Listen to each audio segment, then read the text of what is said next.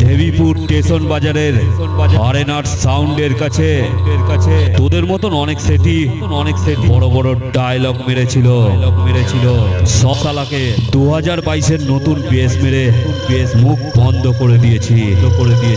আর তুই কি নতুন আইটেম পেছন থেকে গেম খেলছিস হিম্মত থাকে সামনে আয়।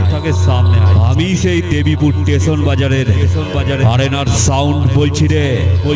এই এলাকায় যত মাইক এসছে সবার কাছে জেনে নে আরেনার সাউন্ডের পরিচয়টা পেয়ে যাবি।